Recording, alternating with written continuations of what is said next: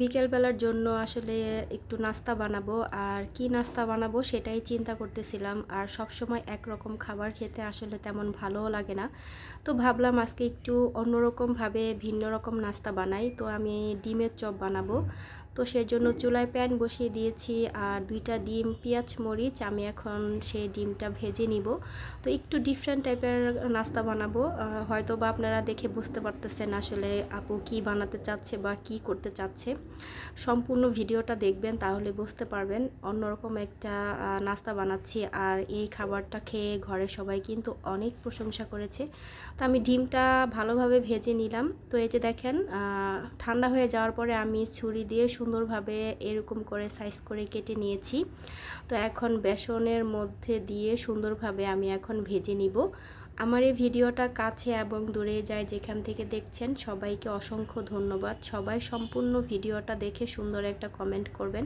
আমার অনেক আপু ভাইয়ারা আছে যারা আমার সম্পূর্ণ ভিডিওটা দেখে সুন্দর সুন্দর কমেন্ট করেন, আর সেই কমেন্টগুলো পড়তে আমার কাছে খুবই ভালো লাগে। নতুন করে ভিডিও বানাতে অনেকটাই উৎসাহ দেয়।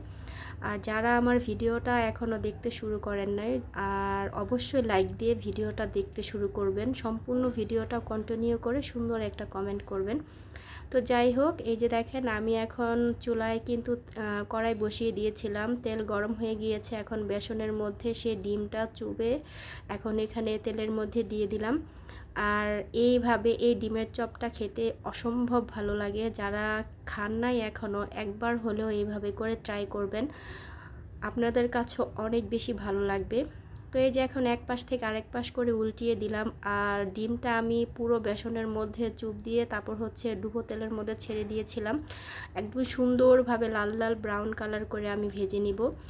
আর খুব ক্রিস্পি হয় খেতে, আর খেতে এতটা ভালো লাগে। তৈরি হয়ে গেল আমার বিকালের নাস্তা। তো এই যে দেখেন কতটা সুন্দর, আর মানে খেতেও ইয়াম্মি হয়েছে, আর দেখে কিন্তু অনেক মানে লোভ লাগছে, তাই না? আর খেতে কিন্তু মাশাল্লাহ অসম্ভব মজা হয়েছে। তো এদিকে বিকালের নাস্তা শেষ করে দেখেন আমার এই বোনটা সাজুগুজু করার নামে এক নাম্বার পাগল। আর একটু সুযোগ পেলেই হচ্ছে লিপস্টিক দিয়ে পুরো মুখের অবস্থা দেখেন কি করে ফেলেছে। আর অনেক বাচ্চা আসলে এমন আছে, মানে একটু মানে চোখের আড়াল হলে দেখা যায় সে মানে এমন করে। তো আমার চাচি হচ্ছে রান্নাঘরে ছিল, আর এদিক দিয়ে এসে দেখেন মুখের কি অবস্থা করে ফেলছে। মানে পুরো একটা ম্যাট লিপস্টিক তার মুখের মধ্যে দিয়ে শেষ করে ফেলছে। মানে কোনো বাকি ছিল না, সম্পূর্ণ লিপস্টিকটাই তার পুরো মুখের মধ্যে দিয়ে একদম দেখেন মুখের 12টা বাজিয়ে ফেলেছে।